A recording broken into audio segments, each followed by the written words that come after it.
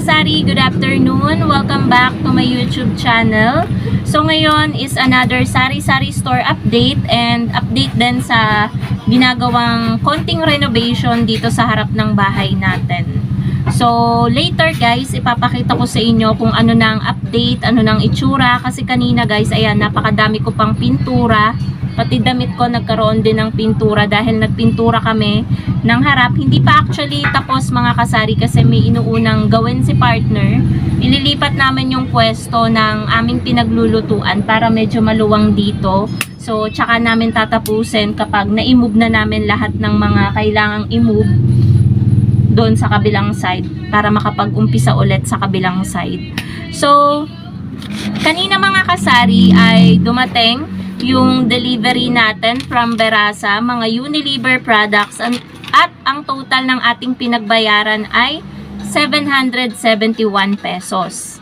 At yung mga dineliver sa akin mga kasari ay yung iba na display ko na, at etong iba, ayan, yung mga powder tsaka mga fabric conditioner is nandito pa.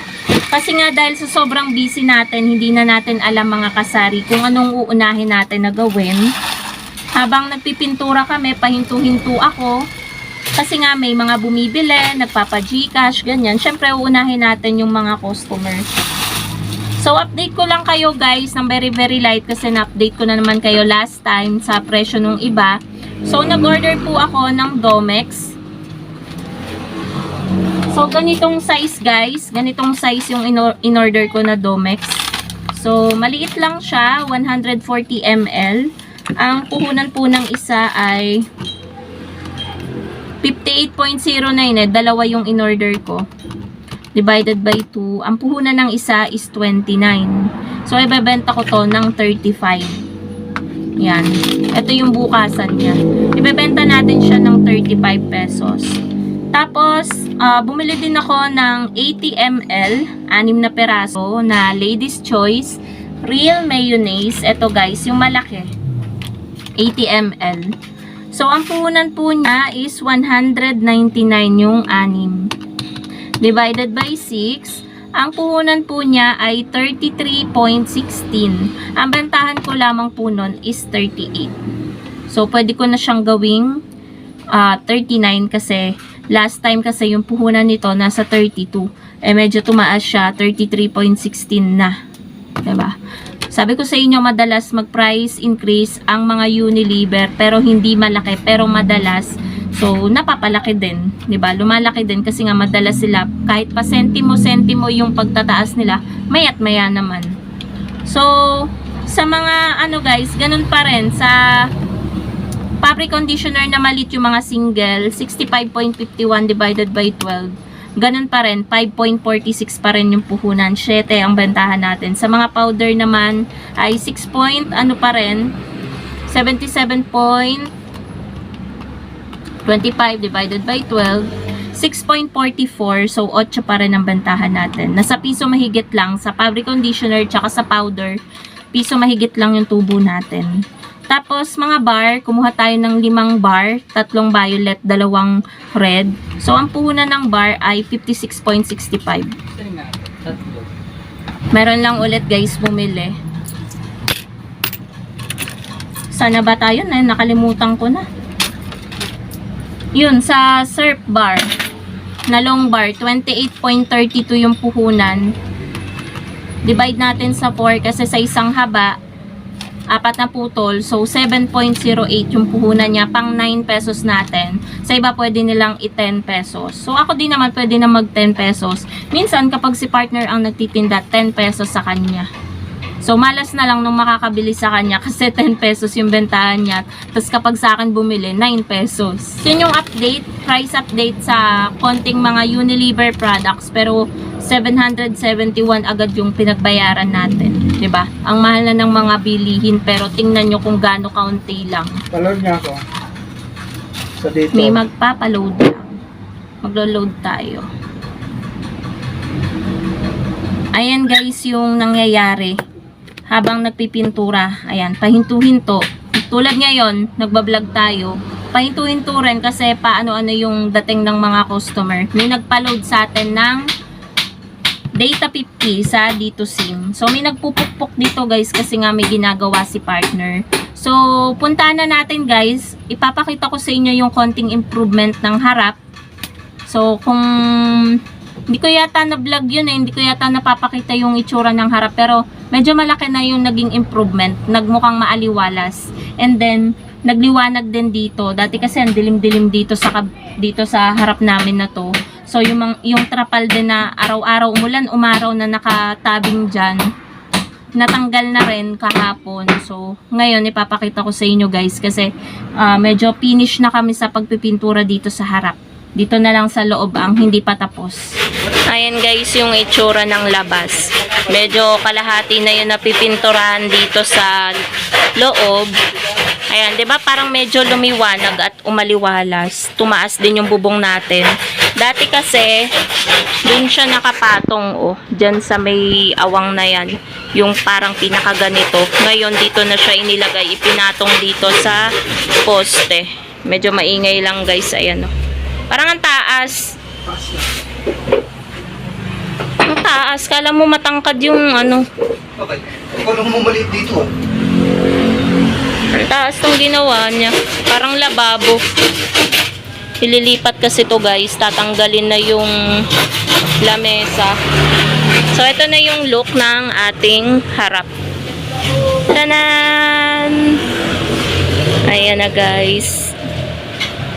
Ayan na yung itsura ng dito sa malayo. Tingnan natin kung ano itsura.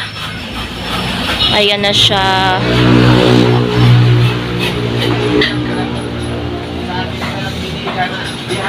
Diba? Okay rin. Okay din. So, tumaas na siya. Naging ka-level na ng mga yero doon. So, kahapon di pa namin yan napinturahan. Ang color niyan is Lotus Peach. Pero parang color white, diba? Yan. Okay na rin, diba? Mga kasari. So, kung ayan, diba? Kung tatanungin nyo ako kung magkano na yung total ng nagastos namin guys dito sa konting renovation dyan, kasama na lahat, pati yung upa namin kahapon sa naggawa niyaan, mga nasa 7,200, mga ganon. Kasi kanina bumili pa ng isang pintura si partner kasi hindi nagkasya. Another 800 pesos. Wait lang guys, may nabili. Ano yun? May cook po. Na ano? Yung nasa plastic. Mismo? Apa? 22. Isa nga po.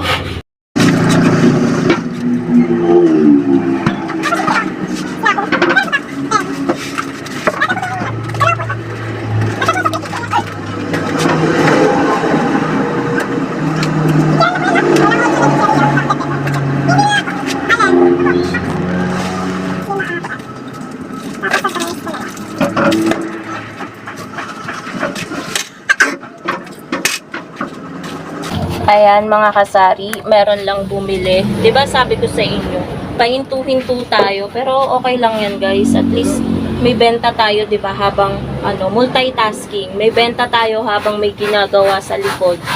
So, bumili na rin ako ng mami merienda, 4 na perasong monay, 'di ba? Parang ganap talaga ngayong Wednesday. And then dumating din pala yung nasaan na yung resibo na wala? Eto. Nalaglag pala. Dumating yung ahente natin ng soft drinks. Ayun, yung pala, i-update ko din pala kayo. Pero, walang binigay na papasko ngayon. Siguro babalik pa sila next week. Pero hindi kasi sigurado yung tinanong ko kanina kung last na punta na nila ngayon, di siya makasagot ng ayos. Parang daw. Pero siguro kaya parang. Baka meron pa sila next week. Kaso next week, ang papatakan na 24 ang Wednesday. Baka mga 22 or 23, baka pumunta pa sila. Or mga Monday, ganun, 22. So, ang total na pinagbayaran ko is 2,015 pesos. 2,000. So, nandun pala. Hindi ko pala napakita sa inyo kanina.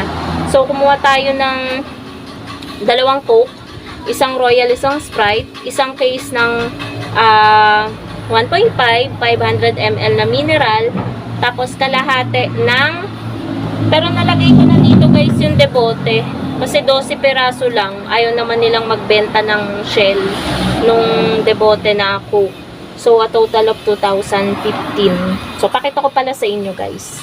Ayan, so eto guys yung dineliver pala. Ayan. Diba ang kalat dito? Oh. Ayan yung dineliver. 1.5 mineral at mga mismo. Diba? Kahit meron pa tayo dito.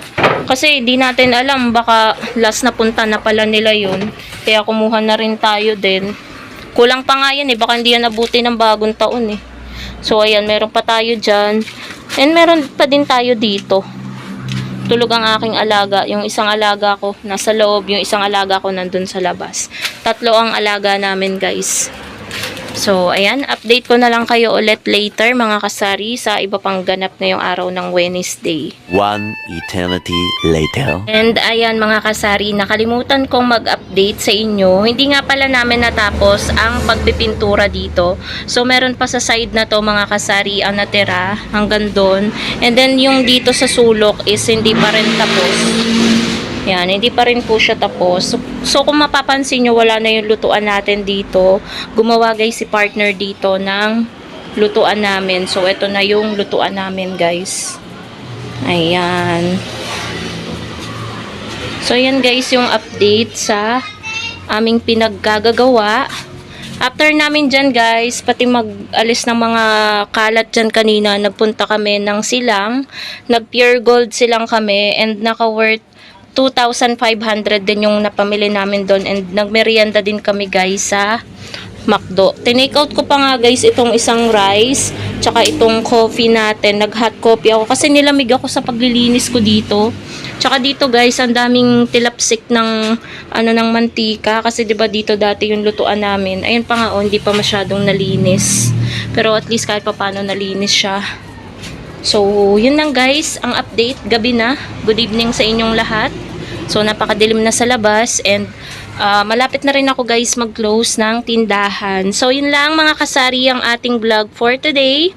Happy selling po sa inyong lahat and good night. Bye!